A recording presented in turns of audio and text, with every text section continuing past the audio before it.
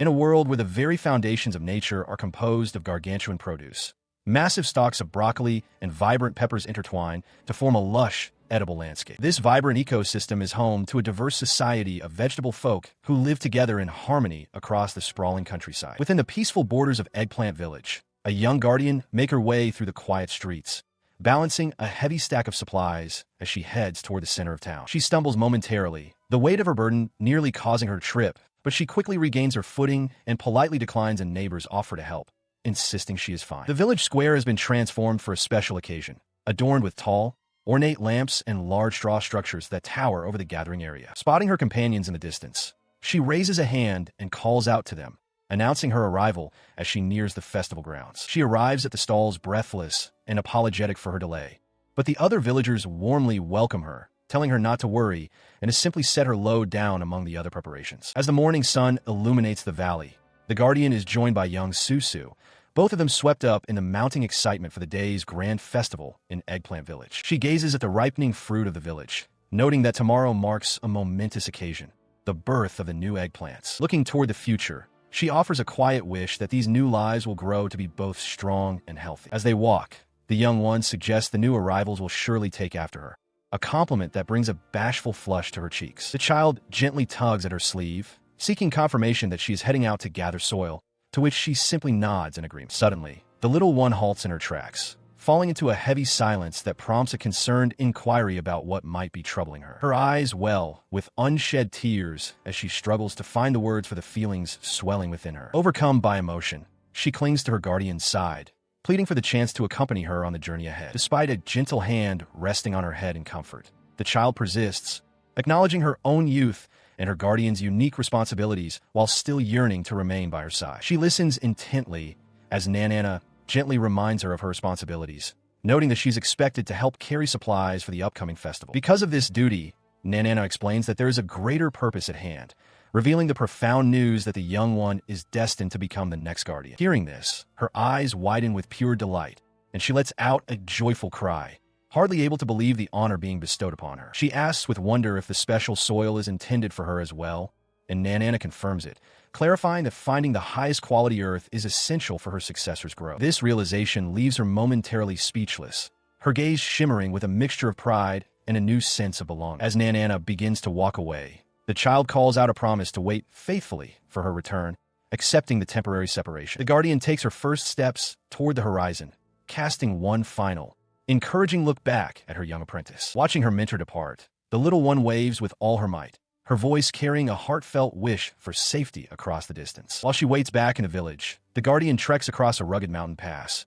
her silhouette small against the towering rock faces. She pauses at a promising ledge, setting down her wooden bucket as she decides that this specific spot will serve her purpose perfectly. With a powerful swing, she drives her tool into the earth, sending shards of rock and dust flying into the air. The woman continues her labor with rhythmic intensity, determined to unearth the precious resource hidden beneath the stony surface. Upon inspecting the loosened earth, she realizes with a surge of satisfaction that the quality of the soil is exactly what she had hoped to find. As she carefully gathers the rich dirt into her bucket, she smiles, imagining how much the young Susu and the other newborn eggplants will thrive in such fertile ground. Hoisting the heavy load onto her back, she begins the journey home, already planning her return the following day to gather even more for the newest members of the village. Though the physical exertion leaves her breathless, the traveler's heart is light as she nears her destination, eager to share the fruits of her labor with the one waiting for her. She returns to the village with Susu, only to find it engulfed in thick smoke and flickering flames. The once peaceful home has been transformed into a landscape of utter destruction. Her eyes widen in disbelief, the orange glow of the fire reflecting in her pupils as the scale of the disaster begins to sink in. Stunned, she gazes at the smoldering ruins, her voice barely a whisper as she tries to comprehend the nightmare unfolding before her. Looking across the desolate, smoke-choked expanse, she cries out for the others, desperately searching for any sign of life among the embers. She rushes forward through the debris, her heart pounding as she calls out to see if anyone is there, her footsteps heavy against the charred earth. Suddenly, her gaze falls upon a horrifying sight. A small, roasted eggplant lying motionless on the ground, its skin blackened by the heat. A cold dread washes over her as she stares at the remains, the name of her young companion escaping her lips in a trembling, fearful breath. Realizing the gravity of the situation, she screams for Susu, her voice filled with raw panic as she scans the wreckage for the child she was just with. She rushes forward, a wooden bucket swinging at her side, desperate to reach the charred form lying amidst the smoldering debris.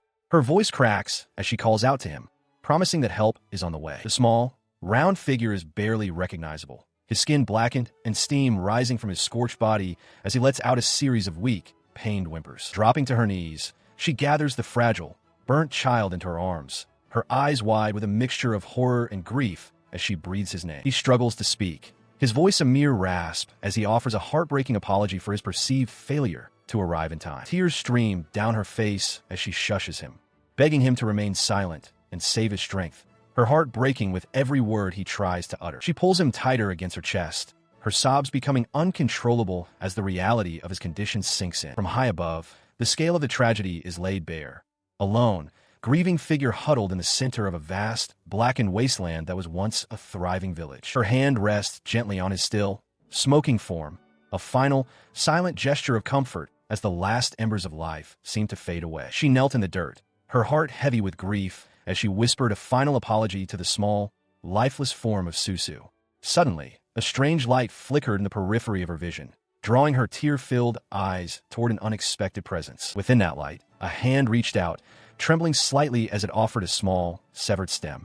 A voice, thick with regret, murmured an apology for arriving too late to prevent the tragedy. The object fell to the scorched earth, a thick, green ochre stem that seemed entirely out of place amidst the charred remains of the Eggplant village. Looming over the destruction was the source of the threat, a towering figure with a head shaped like a giant okra, wielding a massive, curved scythe. He looked down at the ruins with cold indifference, noting that there was still one more eggplant left to be roasted. She looked up, her eyes widening in shock as the shadow of the giant blade fell across her. Before the scythe could claim her, a sudden force snatched her away, leaping through the air with incredible speed.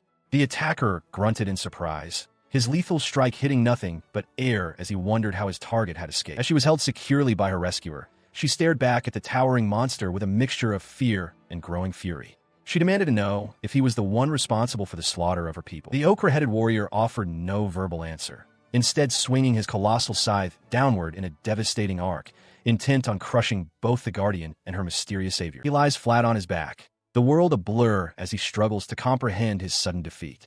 Above him, the silhouette of his adversary looms, a silent testament to the shift in power. Recognizing the figure before him, the fallen attacker sneers at the eggplant, while Nanana leans in, her voice cold as she demands to know if he can still hear her. Standing over the broken foe, the warrior demands an explanation for the senseless destruction of the village. The ochre-headed creature merely scoffs, claiming he was sent because the warrior was considered a nuisance. The warrior presses for the identity of the one who gave the order, but the creature only offers a mocking laugh, refusing to betray his master's name. Her eyes narrow with a chilling lack of empathy as she absorbs his defiance, her quiet response carrying a weight of impending judgment. He begins to boast about the significance of his kind slime, a final, desperate attempt at superiority that is cut short by a sudden, violent movement. With a swift, decisive strike, the warrior cleaves through the creature, sending a spray of thick, dark fluid across the battlefield. Looking down at the mess, the warrior expresses a visceral disgust for the viscous remains of the enemy, the threat finally neutralized. He is gone, leaving behind only a fragment of his former self, which she now clutches with trembling hands. Looking out over the charred remains of her home, she realizes her first duty is to the dead, vowing to bury every one of them before moving forward. With a heavy heart, she drops the last piece of the fallen warrior into a bucket, refusing to let the atrocity go unpunished. Standing atop a wooden barrel, she grips her tool with a newfound, lethal purpose. Tears well in her eyes, but her voice is steady as she swears an oath of vengeance, promising to cut down every single vegetable that played a part in the ruin of her village. Amidst the smoldering ruins of what was once a home, Nanana stands alone, a solitary figure against a backdrop of absolute devastation. Plumes of smoke rise from the charred remains of the village, marking the silent end of an era. She reaches out, her fingers brushing against a blackened wooden post, the only thing left standing in the ash. The weight of the silence is heavy as she bows her head, the crushing reality of the loss beginning to sink in. Her gaze sweeps across the wasteland, confirming the horrific truth. The entire village has been reduced to cinders. The names of those lost, especially young Susu, echo in her mind like a funeral dirge, leaving her as the sole witness to the tragedy. Stealing her resolve, the Guardian adjusts the heavy burden on her back and looks toward the horizon with eyes burning with a new, cold fire. She vows that those responsible will pay for their cruelty, though a nagging suspicion tells her that the Okra executioner could not have orchestrated such total destruction without help. With a final look at the graves of her people, she turns her back on the ruins and begins the long trek into the unknown. The distance grows between her and the site of the massacre, her small form nearly swallowed by the vast, scarred earth. As she moves further away, the scale of the devastation becomes even more apparent, a wide scar across the face of the world that stretches as far as the eye can see. Only the pillars of smoke remain to mark the place where a community once thrived, fading slowly into the gray, indifferent sky. She trudges through the desolate landscape, her small frame burdened by the heavy basket on her back. Every step across the jagged rocks and shallow streams is a testament to her resolve as she pushes forward into the unknown. Reaching a vantage point, she peers into the distance, her eyes searching for any sign of civilization amidst the barren terrain that stretches out before her. A sudden gasp escapes her lips as a settlement finally comes into view, nestled within the valley below, offering a glimmer of hope in a vast wasteland. The structures are modest, surrounded by small plots of land that suggest a quiet, hard-working community living on the edge of the wilderness. Upon reaching the outskirts of Shakuba City, she pauses to reflect on the danger ahead. She remembers the Okra warrior's ruthless hunt for eggplants and realizes that her current appearance makes her an easy target. Deciding that she must blend in to survive, she reaches into her pack, searching for something to hide her identity. With a practiced motion, she dons a large, protective hat that obscures her features, satisfied that this simple change will offer the anonymity she needs to move through the city unnoticed. Now disguised, she approaches the entrance of the city, where a sign welcomes travelers to a place of rest and lodging specifically for those of her kind. She steps into the lodging area, her large hat casting a shadow over her face as she recalls that this establishment was once famous for its unique leaf mold beds. It is a quiet, dimly lit space, perfect for someone trying to remain unseen. Looking out over the room, she is struck by the sight of numerous mounds, each occupied by a different vegetable traveler resting beneath the surface. The sheer variety of stems and leaves poking through the soil is a testament to how many have sought refuge here. Her gaze sharpens as she realizes the potential for gathering information on her pursuers, though the sheer volume of refugees in the city is more than she ever anticipated. She wonders if any of these travelers have seen the Okra warriors recently. Moving cautiously through the rows of earthen beds, she scans the quiet room, her footsteps light against the floor. Every mound represents a story, a survivor of the chaos currently gripping the land. A chilling thought crosses her mind, the possibility that their Okra enemies might also be hiding in plain sight among the guests. But then something else catches her eye. A small, familiar shape stops her in her tracks. She freezes, staring at a particular mound where a familiar, curved stem protrudes from the soil, unmistakably belonging to one of her own kind. It is a sight she hadn't dared to hope for in this desolate city. Overcome with a sudden surge of hope, she hurries toward the spot, her heart racing at the prospect that another eggplant might have survived the purge. She wonders who could be hiding beneath the dirt, waiting for safety. Without hesitation, she reaches down and firmly grasps the stem, desperate to uncover the hidden survivor and confirm she is not alone in this fight. She yanks the hidden figure upward with a sudden, forceful motion, sending a cascade of leaf mold flying into the air. The small eggplant child, Susu, erupts from his hiding place with a terrified, high-pitched shriek, tears streaming down his face as he is hoisted into the light. Nanana is in a state of total shock, her eyes swirling and sweat pouring down her face as she tries to process the chaotic events unfolding around her. She struggles to make sense of things while a mysterious girl with a hooded veil looks on, explaining that tomatoes belong to the nightshade family and were once called red eggplants. The hooded girl confirms that she is indeed a tomato, a revelation that seems to physically knock Nanana back in confusion. The hooded stranger apologizes for the confusion, explaining that she mistook the guardian stem for an eggplant's, though she now realizes she was mistaken. She prepares to take her leave, but the guardian excitedly asks if she is a tomato too, pointing out the similarity in their stems. The eggplant guardian's enthusiasm is met with a quiet admission of the truth, prompting a triumphant shout as they stand together in the open field. She explains that her presence there is driven by a search for other vegetables, but her excitement causes her to accidentally step on a small, round creature on the ground. Realizing her blunder, she immediately bows an apology to the creature she trampled, and the two girls decide to move to a quieter spot to continue their conversation. She spots something in the distance, pointing excitedly toward a wooden signpost standing alone in the clearing. It is a Kawaraban, a public notice, and she urgently calls out for her companion to come and take a look at what has been posted. Her eyes widen in sudden realization as she leans in closer to inspect the ink on the parchment. The initial excitement of finding a sign of civilization is quickly replaced by a flicker of confusion and concern. Turning back to the hooded girl, she mentions that there is a significant reward offered for finding the eggplants.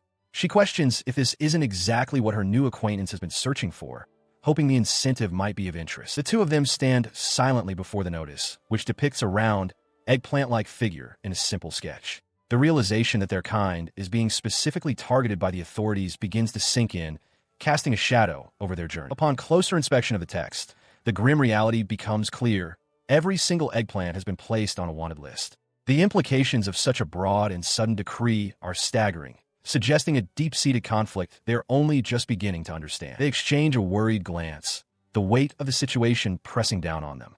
The hooded girl wonders aloud what could have possibly happened to cause such a stir, assuming the eggplants must have committed some terrible act to warrant such a widespread hunt. She presses for more information, asking if the girl was indeed looking for them, as she had previously claimed. The hooded figure looks away, her voice trailing off as she explains that the tomatoes believe the eggplants look just like them, which only adds to the confusion and danger of their current predicament. Standing together beneath the shadow of the notice, the hooded girl decides to make a formal proposal to her companion. Before she can continue with her plan, the eggplant guardian realizes with a start that she has yet to even offer her own name to her new ally. She finally introduces herself with a bright, energetic smile, revealing her name to be Tomato, hailing from the distant tomato village. She listens as the eggplant guardian offers her own name, Nanana, in return. The girl from Tomato Village accepts the introduction with boisterous enthusiasm, repeating the name as if to commit it to memory. With the formalities out of the way, she clenches her fist with newfound resolve and extends a bold invitation to join forces in hunting down the fugitive eggplants and splitting the substantial bounty between them. Nanana, brimming with an almost frantic energy, rallies her companions with a boisterous shout. She proposes a grand hunt for eggplants, promising that they will split the rewards of their labor equally once the task is done. While she leads the way with such vigor, the hooded traveler following closely behind is consumed by a private turmoil. She questions the necessity of her own deception, wondering if she should continue to masquerade as a tomato while she teams up with others to pursue her path of revenge. Unaware of these heavy thoughts, her companion continues her cheerful, skipping stride through the desolate landscape. Behind her, the traveler's internal conflict only deepens as she weighs her options. She considers whether she should ruthlessly corner every vegetable they encounter until they reveal what they know, or if it would be simpler to just admit her true nature as an eggplant. Meanwhile, her guide's pace remains light and carefree, seemingly untouched by the gravity of their mission. The sudden silence is explained when she collapses without warning, her body becoming shriveled and desiccated as if the very moisture had been sucked from her frame.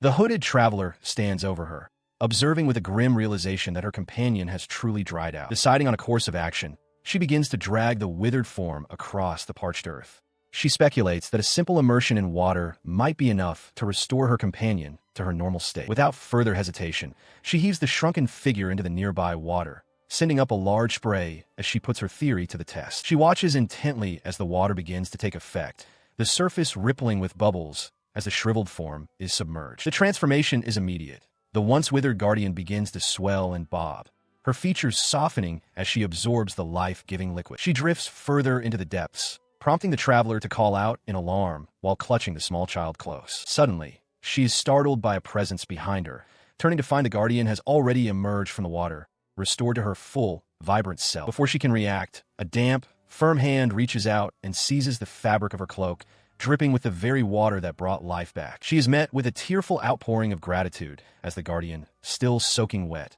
thanks her for the rescue, though the traveler can't help but feel a twinge of disgust at the soggy contact. Attempting to distance herself, she casually mentions that sun-drying is currently in fashion, but the guardian protests, fearing that the harsh rays might lead to another bout of dehydration. Without another word, she begins to stride away, leaving the confused guardian to scramble after her in a desperate attempt to keep up. She remains silent as Nanana's voice trembles with disbelief, questioning if their journey together is truly ending after all they have endured. Without a word, the traveler continues her steady pace, leaving the guardian to trail behind in a mix of frustration and stubborn persistence. Stopping abruptly, she turns with a weary sigh, pleading for the other to do her a favor and finally stop following her. The guardian counters with a bright, determined smile, insisting that two companions are always better than one. Ignoring the logic, the hooded figure resumes her walk, prompting a desperate shout from behind as Nanana scrambles to keep up, demanding not to be ignored. Catching up once more, The Guardian enthusiastically explains that traveling is simply more enjoyable this way. She strikes a playful pose, emphasizing that the road is far less lonely when one has company. A shadow of sorrow crosses the traveler's face as she reminds her companion of what was already discussed regarding the fate of the Eggplant village. She walks silently through the village streets, her companion trailing behind, when the hushed whispers of the locals reach her ears. They speak of a strange rumor. A warrior from the Okra village has vanished and has yet to return. Her eyes widen in sudden realization as she listens closer to the conversation happening just inside a nearby window. The villagers speculate with grim curiosity, wondering if the missing warrior was defeated by the very eggplants they had encountered. Sensing a shift in the atmosphere, the young guardian chirps in surprise, her attention caught by something just out of sight. She beams with a sudden, greedy delight, her eyes closing as she imagines the riches this mysterious situation might bring them. To her, the rumors are not a warning, but a lucrative opportunity finally coming to fruition. However, her joyful reverie is met only with a heavy, lingering silence. Looking around in a daze, the girl realizes she is standing alone in the dusty street. Her companion has vanished into the crowd without a word, leaving her to wonder where she could have gone so quickly. Inside a nearby establishment, the air is thick with the smell of food and the low hum of gossip. Patrons with floral heads sit at wooden tables, oblivious to the drama unfolding outside. Having slipped inside unnoticed, the hooded traveler observes the room with a sharp, calculating gaze. She realizes this place is a diner and quickly identifies the two pea-headed villagers at the counter as the ones who were just discussing the fate of the Okra warrior. She peers through the small opening, her mind focused on the task at hand. Gathering information is her priority now, and she settles in to listen to the voices drifting from within. Inside the dimly lit room, two figures with wide, spotted mushroom caps converse in low, chilling tones. One expresses surprise that any eggplant survived the purge of their village, suggesting that perhaps the fire wasn't hot enough to finish the job. As their cruel words hang in the air, a realization strikes her with the force of a physical blow. These are the ones responsible for the tragedy. Because of this revelation, the tension in the room thickens as they agree that survivors must still be out there and that they must remain vigilant. A hand clenches a wooden staff with white-knuckled intensity, reflecting the growing malice of their intent. Suddenly, the silence is shattered by the sound of splintering wood. A figure with a face like a pea pod, eyes wide with a mixture of fear and fury, grips the wooden frame with such force that it begins to buckle and snap under the pressure. In response to the sudden intrusion, he forces his way through the splintering wood as the mushroom-headed pair spins around, their expressions twisting into shock. The sound of a final, violent crack echoes through the room as the barrier gives way completely. A mysterious figure in a white hood peers through a window, her presence immediately detected by the inhabitants within. One of the mushroom-headed guards shouts out, demanding to know who is lurking in the shadows. Realizing she's been spotted, she quickly pulls back as the guard alerts his companions to the eavesdropper. The mushroom men scramble, their voices rising in alarm as they realize their secrets may have been overheard. She leaps onto the rooftops, her movements swift and agile as she flees the scene. Below, the guard stares up in disbelief, shouting out in confusion at the sight of what he believes to be an eggplant-related intruder. As she disappears into the night, the mushroom guards regroup on the ground, frustrated by her speed. They console themselves with the fact that they are 2 against 1, vowing to strike back and overwhelm her during their next encounter. Despite their vows of retaliation, a lone figure high above the fray watches the unfolding pursuit with a calculated patience. He murmurs to himself that the time is not yet right, suggesting a much larger plan is in motion that requires precise timing. While he watches from above, the mushroom men below refine their sinister intent, whispering about their plan to strike. They decide to wait for the perfect moment when their targets finally let their guard down, ensuring a definitive end to the interference. Unaware of their specific plotting, her eyes narrow with a fierce, cold determination as she looks back toward her pursuers. She silently challenges them to wait, referring to them as mere harvests to be collected, her gaze burning with an intensity that promises a violent reckoning. As she prepares for the coming storm, the village remains tense under the cover of the starry night. The mushroom faction gathers outside a dimly lit building marked by a weathered wooden sign, signaling that the conflict is only just beginning. A lone figure watches from the shadows of a high ledge as a faint light emanates from a circular opening below, revealing a small, round inhabitant within. She narrows her eyes, her gaze heavy with exhaustion as she realizes that the piece she had encountered earlier is indeed hiding inside that very chamber. Suddenly, a voice rings out from below, breaking the silence. Nanana stands in the open, looking up in shock at the hooded figure perched so high above, questioning how she could have possibly gotten there. The sudden outburst draws immediate attention. While Nanana reels from the surprise, a nearby sentry snaps his head around, demanding to know who has intruded upon their territory. The situation escalates instantly as the mushroom villagers catch sight of the intruder. Identifying her as a hidden eggplant, they surge forward with lethal intent, their leader barking a cold command to eliminate the threat. Terrified by the sudden aggression, Nanana throws her hands up in a desperate plea, screaming at the top of her lungs that she is not an eggplant at all. She turns to flee, her voice trailing off in a frantic denial, while high above, the mysterious girl watches the unfolding chaos in stony silence, her expression unreadable. There is no time for escape.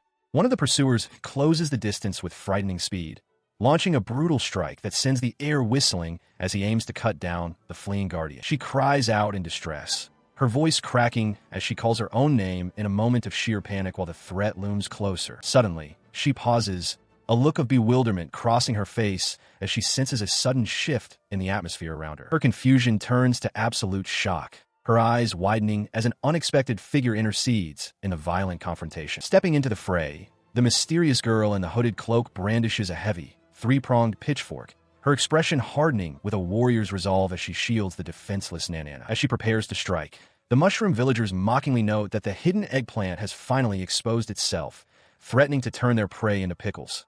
Undeterred by their taunts, she lets out a sharp cry of defiance and lunges forward. She commands the trembling girl to stay back and keep her distance, ignoring the frantic, confused questions about why she is choosing to intervene in this dangerous struggle. Standing her ground with a massive tool held ready, she declares with cold finality that these hostile villagers are no longer hunters, but have become her own harvest targets. Nanana stands firm, her wooden blade held low as she faces the encroaching threat of the invaders. The pot-headed warriors before her pause, questioning with cold indifference if she is truly the one marked as the harvest target. She doesn't flinch, her grip tightening on the hilt as she confirms their suspicion with a low, steady voice, accepting her role in this confrontation. A sinister smirk spreads across the face of one of her adversaries, followed by a low, vibrating chuckle that bodes ill. This chuckle quickly swells into a chorus of derisive laughter as the mushroom villagers revel in their perceived superiority, their faces twisting with malice. The girl's eyes widen in sudden, sharp realization as the sheer cruelty behind their laughter begins to sink in. They continue to jeer,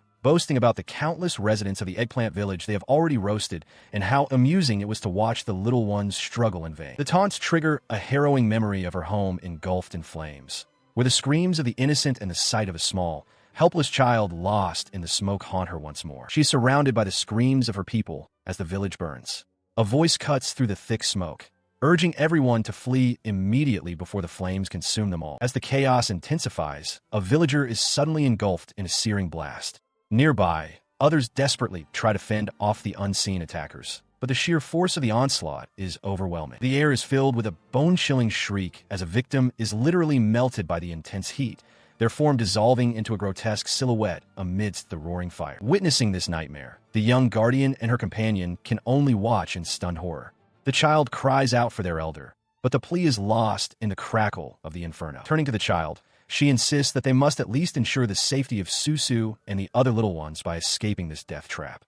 The child, trembling, asks the impossible question, where could they possibly find refuge when everything is burning? A heavy silence falls over her as she searches for an answer, her gaze narrowing with a sudden, desperate realization. She remembers the excavation site, the very place her sister had gone to work. If they can just reach that location, there might still be a chance for survival. With the fire closing in, she makes her choice, urging the child forward. They must move now, heading toward the only hope they have left. She runs with all her might, clutching the small child's hand as they flee through the chaotic village. Behind them, the sounds of pursuit grow louder, a relentless tide of attackers closing the gap. These villagers, their heads shaped like large pea pods, suddenly halt as the fugitives burst into their path. One of them lets out a sharp cry of surprise, spotting the pair as they scramble for safety. Their warning reaches the towering warrior with the ochre-shaped head, informing him that two targets are approaching his position. He acknowledges the report with a chillingly calm reply, while the girl's eyes widen in shock as she realizes they are running straight into an ambush. Before she can react, a wooden staff slams into the ground with violent force, tearing her grip away from the child. The sudden impact sends a shockwave through her arms, leaving her momentarily stunned as the path forward is blocked. This new assailant, a young girl wielding the staff, chirps with sadistic glee about having successfully captured one of her prizes. She moves with a practiced, predatory grace, her smile contrasting sharply with the terror she inflicts. Her heart sinks as she reaches out into the empty air, her voice failing as she watches the child being pulled away. The separation is sudden and absolute, leaving her trembling with a sense of profound helplessness. The staff wielder turns her gaze toward the remaining fugitive, casually wondering aloud where the second one has gone. The Guardian can only stare in frozen horror, her breath hitching as she realizes the depth of the danger they are in. She looms over them, mocking their frantic movements and dismissing them as nothing more than bothersome little pests who continue to scurry about. The two survivors are trapped, the hope of escape vanishing as the shadow of their captor falls across the broken ground. She looks up, startled, as a massive shadow looms over her. The Okra executioner descends from above like a falling mountain, his sheer weight threatening to crush her where she stands. As he lands, a hand reaches out and firmly grips the shaft of her spear. She sneers in disgust, demanding that such filthy hands stay away from her weapon. Perched atop the giant's head, the young girl with the hooded veil looks down with a fierce, unwavering gaze. The warrior beneath her is momentarily stunned by her sudden and daring arrival. With a powerful, sweeping motion, the executioner swings his great scythe, the force of the blow shattering the nearby structures into a cloud of debris. Nanana can only watch in breathless awe as the tide of the battle shifts in an instant. Despite the overwhelming display of strength, the spear-wielding girl remains unimpressed, her expression souring as she mutters about the nuisance these rotten eggplants are causing her. Seeing her allies arrive to her aid, Nanana's eyes well up with tears of overwhelming relief, the fear that had gripped her finally beginning to subside. The giant warrior doesn't give his opponent a moment to breathe, leaping forward with his scythe raised high for another devastating strike. She braces herself, spinning her spear into a defensive stance as the air around them crackles with the intensity of the impending clash. She braces herself as a massive impact erupts beside her, the force of the blow sending debris and smoke into the air. Turning her gaze toward her opponents, she acknowledges the stubbornness of the eggplant people and notes that the Okra warrior does not hold back his strength. Nearby, the hooded girl chides her towering companion for his tendency to toy with his prey, prompting a quick apology from the massive executioner as they prepare to deal with the remaining enemies. Amidst the chaos, the village guardian's eyes well with tears as she desperately calls out for the young one who is lost in the fray. While she remains trembling before the spotted invaders, one of the mushroom-headed men mocks her, questioning if she has finally succumbed to fear, but she quietly refutes his claim. A chilling transformation overcomes her features, her sorrow hardening into a cold, sharp resolve as she confesses that a sudden, overwhelming desire to kill has finally taken hold of her. The group of identical attackers reacts with disbelief before erupting in arrogant laughter, taunting her for thinking she could possibly stand against all 6 of them, and promising to turn her into nothing more than minced scraps. Undeterred by their numbers, the Guardian squares her shoulders and prepares to face the onslaught head-on. She stares ahead with a chilling, vacant intensity, her eyes devoid of their former warmth. Blood drips from the edge of the massive, cracked blade she grips firmly in her hand. With a quiet, terrifying calm, she whispers that she has finally caught her prey. The sadistic girl with the fringe tightens her grip, a cruel smirk playing on her lips as she declares that she has finally caught her prey. Her actions provoke a disgusted reaction from the 3-headed pod dwellers, who curse the absurdity of the situation they find themselves in. A brutal slash tears through the air, sending a spray of dark fluid across the battlefield as the conflict reaches a fever pitch. The sudden violence leaves the Guardian and the young eggplant child paralyzed with shock, their eyes wide as they witness the carnage unfolding before them. Their horror is ignored as one of the podheads frantically reassures its companion, promising that a replacement is already underway to mend their broken form. They struggle to complete the swap, the damaged head rolling away while the Guardian watches with a cold, calculating gaze. Seizing the moment of vulnerability, she lunges forward with a powerful thrust, her weapon finding its mark with a sickening thud. Her relentless assault draws a chorus of indignant shouts from the pod dwellers, who decry the cowardice of an attack launched during their transition. They grit their teeth in fury as the Guardian presses her advantage. She counters their accusations of cowardice,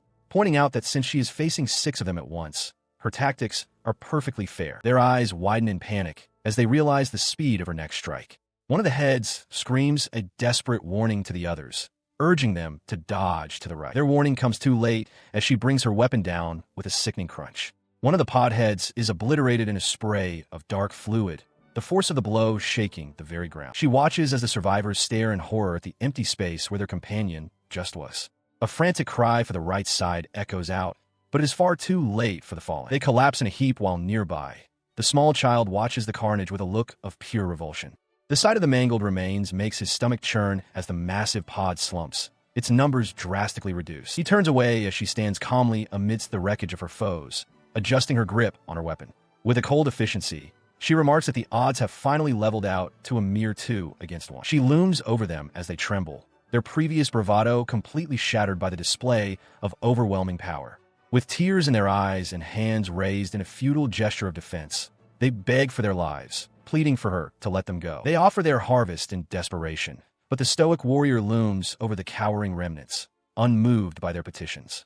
When they ask to be spared, he simply questions what exactly they think they have left to offer. He tightens his grip on the wooden handle, accepting the grim necessity of the interrogation that must follow. Stepping forward, the warrior looms over the cowering villagers, his heavy tool held like a weapon of execution rather than a farmer's implement. He pins one of the captives under his boot, demanding a full account of the raid on Eggplant Village with a cold, unwavering gaze that promises no mercy for silence. When the answers prove insufficient, he drives the sharp tines of his tool into the prisoner's flesh, ignoring their desperate pleas that they have already told him everything they know. Blood sprays across the ground as the victim howls in agony, while their companion, trembling with terror, frantically points toward the left in hopes of sparing themselves further pain. His expression remains a mask of stone, warning them through the shadows of his hat to stop wasting his time with useless chatter and get to the truth. He acknowledges that the peas and the okra were the ones who executed the plan, but he presses further, demanding to know who else was involved. The captive stammers out the name Titan through their tears. The interrogation takes a sharp turn when the prisoner reveals that the Earth Fong Root Squad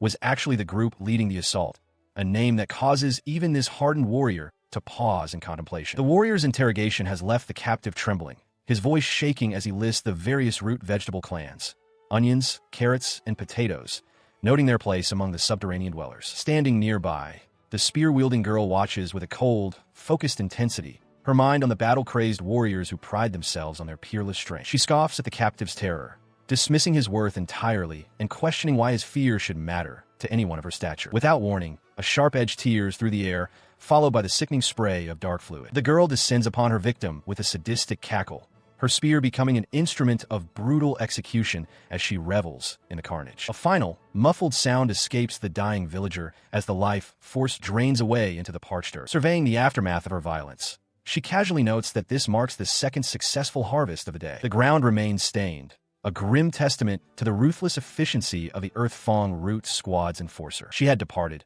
leaving only the grisly aftermath of her harvest for others to find.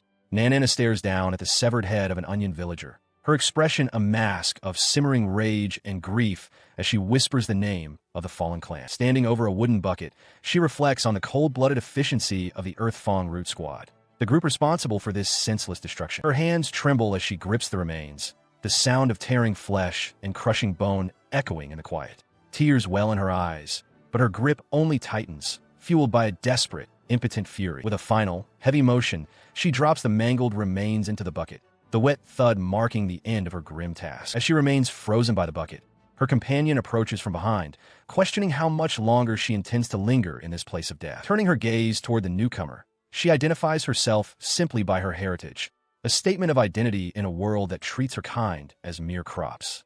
Her companion acknowledges the weight of the word, the silence between them heavy with unspoken understanding. Her eyes, clouded with sorrow, reflect the trauma of the day's events as her name is softly called, a fragile attempt to pull her back from the brink of despair. Watching her companion walk away, she is left alone with her thoughts, wondering if the distance growing between them is born of pity or fear, knowing that their paths may never truly align again. She stood in silence for a long moment, her expression unreadable beneath the shadow of her hood. Suddenly, her face lit up with a greedy spark as she exclaimed that Nanana was surely worth a fortune in gold. This sudden outburst left the Eggplant Guardian stunned, barely able to utter a confused response as she stared at her companion. Undeterred, the girl continued with a wide, cheerful grin, explaining that since Eggplants carried such high bounties, following Nanana would lead to a massive payout. Struck by the sheer absurdity of the plan, the Guardian asked if she was frequently called a fool, a question the girl dismissed with a light-hearted laugh, while clarifying that her assessment of Nanana's value was certainly not meant as a compliment. In response to the skepticism,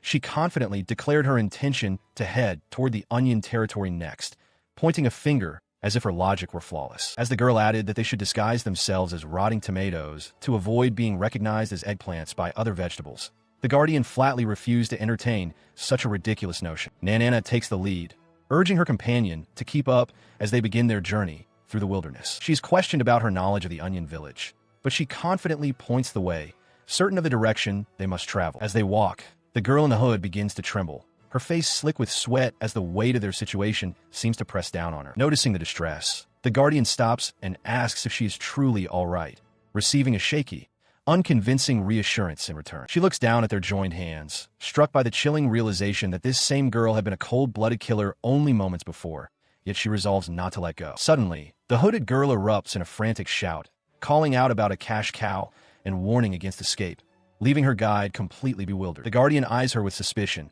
questioning if she's perhaps a bit too obsessed with wealth, which prompts an indignant defense of her character. Her expression softens into one of quiet melancholy as she admits that there is a deeply personal reason behind her desperate need for coin. She races ahead with a speed that leaves her companion breathless, forcing Nanana to call out for her to slow down. As the outskirts of a village come into view, the Guardian offers words of encouragement, urging her to keep going just a little longer. She responds with a quiet, determined nod, focused on their destination. Their progress is suddenly halted by a series of heavy, rhythmic thuds that vibrate through the very ground beneath their feet. Startled, they both turn back toward the source of the noise, Nanana voicing the confusion they both feel as she wonders aloud what could be making such a sound. A colossal figure, its body wrapped in thick bandages, looms over them like a mountain, casting a shadow that swallows the path. Looking up in sheer disbelief, Nanana is struck by the creature's immense size, while the giant gazes down with a single, visible eye, its voice a low rumble as it identifies the girl as a tomato. Without warning, the behemoth reaches down and plucks the girl from the ground by her cloak, remarking on the quality of the lycopene she seems to possess. As the giant begins to move away with its prize, Nanana cries out in desperation, demanding to know what he intends to do with her friend. She stares up in disbelief as the bandaged behemoth looms over her, clutching her friend in its massive, calloused hand. The giant's single eye narrows, acknowledging her presence with a low, rumbling growl. Without another word, the creature dismisses her, kicking up a violent spray of earth and debris as it turns to leave. It declares that she is of no use to it, the force of its movement nearly knocking her off her feet. Coughing through the thick cloud of dust, she struggles to keep her eyes open, her heart racing as the silhouette of the kidnapper begins to fade into the distance. Desperation takes hold, and she lunges forward, screaming for the monster to stop and release the girl. She refuses to let her friend be taken without a fight, pleading with the retreating giant even as it continues its steady march away. The behemoth pauses, its massive head tilting slightly as it ponders her demand. It echoes her plea in a hollow, grating voice, as if the very concept of returning its prize is foreign and amusing. Looking down at the small, trembling figure, the giant proposes a cold bargain. If she wants the girl back, she must bring 500 Rio. It makes it clear that this is no longer a matter of nutrition, but a simple transaction of coin for a life. The weight of the demand crushes her spirit, and tears well up in her eyes as she realizes the impossibility of the task. Such a staggering sum of money is far beyond anything she has ever seen, leaving her paralyzed by the sheer scale of the ransom. Sobbing openly, she calls out into the empty air, the name of her lost companion, a broken prayer on her lips. The reality of her helplessness sets in, leaving her alone with the daunting task of finding a fortune to save a friend. She shouts her agreement to the giant's impossible demand, her voice trembling but resolute as she promises to find the funds to save her friend. The massive creature looms over her, its single eye narrowing with skepticism as it questions if a small girl like her can truly produce such a fortune. She doesn't flinch, insisting through her sweat and fear that she will succeed. With a chilling chuckle, he retreats toward his rocky lair, instructing her to bring the ransom to the potato fort if she manages to gather it. As the behemoth disappears, she stares at the ground, the weight of her promise settling heavily upon her shoulders. Seeking a way out of her predicament, she approaches a traveling merchant on the road, explaining her desperate need for money. The traveler looks at her with confusion, questioning why she was found lounging in a pile of leaf mold if her situation was so dire. She's caught off guard, her face flushing with embarrassment. She stammers, unable to find a convincing excuse, as the merchant notes how surprisingly relaxed she seems for someone in such a crisis. Forcing a nervous, wide-eyed grin, she tries to play it off, claiming that everything, even her strange behavior, is part of a master plan. She stares wide-eyed, the reality of the situation hitting her like a physical blow. The word impossible echoes in her mind as she struggles to process the deception. As they walk through the forest, the merchant remarks on their luck, noting that capturing her has effectively solved his financial troubles. He wonders aloud if their meeting was truly just a coincidence. The weight of her failure becomes too much, and she begins to sniffle, her eyes welling with tears. He tells her to stop crying, but she can only mutter about how her careful calculations have gone completely awry. They pause briefly under the canopy of the woods. He points out that her nose is running, but she stubbornly insists it is merely tomato juice, refusing to admit her emotional state. Their conversation is interrupted when they spot a strange, billowing white creature nestled among the branches of a nearby tree. The merchant peers at the fluffy entity, questioning what such a thing could be. Her heart stops as she sees what the creature is holding, a wanted poster.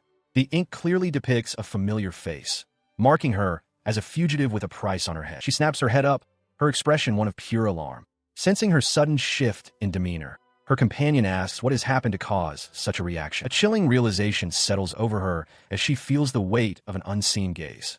She wonders if the sight of a rotten tomato is really so unusual in these woods, feeling the eyes of a hidden observer tracking her every move. While she remained in the merchant's custody, a small, fluffy messenger raced across the open plains, its feet kicking up clouds of dust in its wake. It soon reached the base of a grand, multi-tiered pagoda, scurrying up the wooden stairs and through the massive front doors without hesitation. The messenger burst into the central hall, shouting a frantic report that one of the eggplants they thought had been dealt with was still alive and at large. They listened from the deep shadows of the room, a cold voice remarking that finding a lone, foolish eggplant was a stroke of luck they shouldn't ignore. The warriors stepped into the light, revealing Inca, the bandaged giant, and Karai, a fierce woman from carrot-slicing village who gripped a massive, curved scythe. She sat nearby, a girl named Tamani from onion-peeling village, observing the exchange with a look of cold indifference. The giant reached down and plucked the trembling messenger from the floor, noting that with the three of them working together, the task would be simple. The hunters lunged forward in a blur of motion, their lethal intent painting the air with dark, jagged streaks of violence. She looks down with a sharp, disdainful gaze, commenting on the lack of decorum shown by the bandaged behemoth, Inca. Her tone is one of cold superiority as she observes the aftermath of the giant's actions. Beside her, the conversation continues with a dismissive remark about the idea of cooperation. The speaker scoffs at the notion of working together, asserting that a mere eggplant is hardly worth more than a single hunter's effort. Tamani, her expression calm and detached, concurs with this ruthless philosophy. She notes that in their line of work, the hunt is a race where the swift claim the prize, reinforcing the competitive and individualistic nature of the underground root vegetable squad. The Chigaroot Corps base stands silent under a heavy sky, a fortress of stone and shadow that serves as the heart of their operations. Inside, the air is thick with tension as the three members of the Corps gather. Kurai, her long ponytail cascading down her back, breaks the silence with a mocking observation about survivors, her voice dripping with feigned pity as she looks toward her companions. She is met with a cold, steady gaze from Tamani, who asks with detached curiosity what point her companion is trying to make with such remarks. The massive, bandaged form of Inca looms over them, his single visible eye narrowing as he bluntly accuses the girl of failing her mission to eliminate their targets, his voice a low rumble of disapproval. Watching the giant's reaction, Kurai offers a sharp, knowing smile, suggesting that this failure might actually work in their favor rather than being a setback. She continues, explaining that because the targets remain at large, they have all earned the right to claim a reward for the hunt, turning a missed opportunity into a new game. This group, known as the Chigaroot Corps, is a specialized assassination unit composed of three distinct lineages: the carrot, represented by Karai, the onion, represented by Damani, and the potato, represented by Inca. While they typically operate independently on separate contracts, the bandaged behemoth declares with a low, menacing growl that he will take it upon himself to finish the job and dispose of the targets personally. He remains a silent, bandaged sentinel as Kurai asserts her dominance over the situation. She warns that things will not proceed so easily and boldly declares that she will be the one to claim the ultimate reward for the task at hand. In response to this declaration, the girl with the short bob looks away with an expression of utter boredom. She mutters that the entire conversation is foolish, her eyes reflecting a deep-seated apathy for the competitive bickering of her comrades. She begins to walk away from the group, her back turned to the massive, bandaged figure and the scythe wielder. She tosses a question over her shoulder, wondering aloud if they had failed to hear her dismissal of their talk. As she continues her exit, the underlying laws of their order are laid bare. Talking is a waste of time.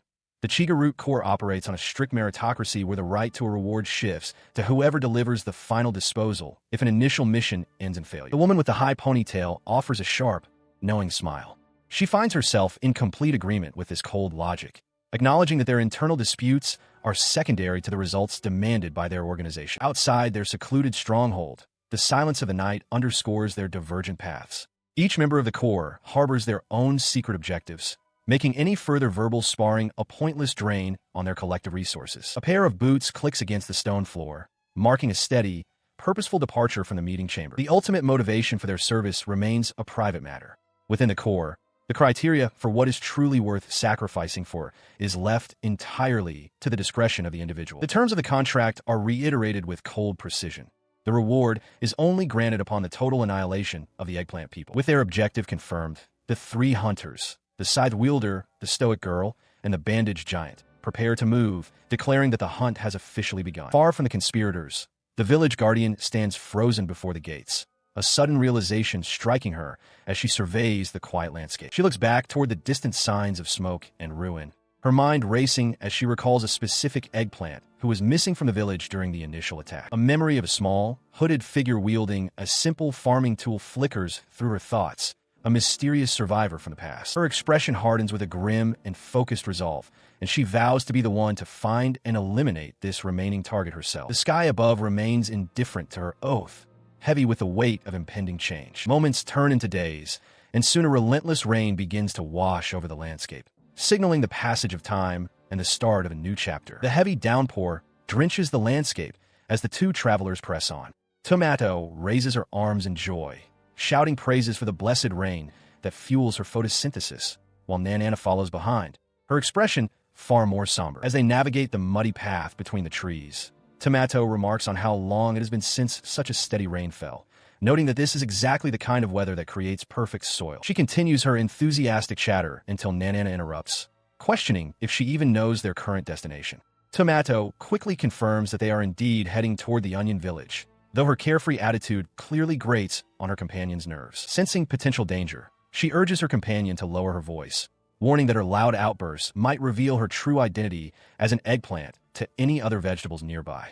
The suggestion leaves Tomato momentarily stunned, her mouth agape at the thought of being discovered. Watching her companion's sudden silence, she asks if the girl is all right, noting how the warning has dampened her spirits. In response, the girl counters by suggesting that to any other species, she likely just looks like a common tomato, perhaps even one that has begun to smell of rot. Hearing this, she wonders aloud if those words were actually meant to be comforting or if she is simply being mocked, finding it hard to take the explanation seriously. The girl bursts into laughter, insisting that she is terrible at lying and is only speaking her honest thoughts, though Nanana remains skeptical of her companion's sincerity. She continues along the rain-slick path with Nanana, passing the traveling merchant once more.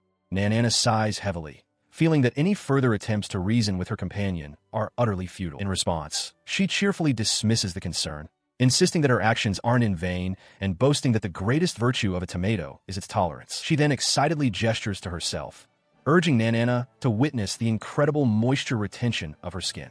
Nanana, however, is left utterly bewildered, unable to comprehend the point of this strange display. Because of this perceived superiority, she goes as far as to claim that she is fundamentally different from a withered eggplant. Nanana is momentarily stunned into silence by the sheer audacity of the remark. Moments later, she concludes her boast by suggesting that Nanana is fortunate just to be in the presence of a tomato. Nanana can only stare back in confused silence, her skepticism deepening. As they continue their trek through the downpour, her attention is suddenly caught by a shape emerging from mist. She pauses, squinting through the rain to ask if what she sees is another vegetable. In response to her curiosity, Nanana urgently warns her that it's dangerous and they shouldn't draw unnecessary attention to themselves. Despite the warning, she remains fixated on the figure, pointing it out with growing interest. Her gaze falls upon the source of their concern, a massive, bandage-wrapped foot crushing the muddy ground. The giant they encountered previously has reappeared, its heavy steps echoing through the rain. He loomed in the distance, but as the travelers approached, they found another figure huddled beneath a tree. The rain lashed down on a hooded traveler, whose posture suggested deep distress, especially as a jagged wound on their leg became visible. They remained slumped against the bark, barely visible through the downpour as Nanana and Tomato cautiously drew closer, questioning if an attack had truly occurred in such a place. A faint, desperate plea for help drifted through the sound of the falling rain, confirming their fears. She finally looked up, her hood falling back to reveal a face streaked with tears and rain. Her eyes were wide with terror and pain as she begged for assistance, her voice trembling with a broken plea for help. Behind her, the two companions stood frozen, their expressions a mix of pity and alarm.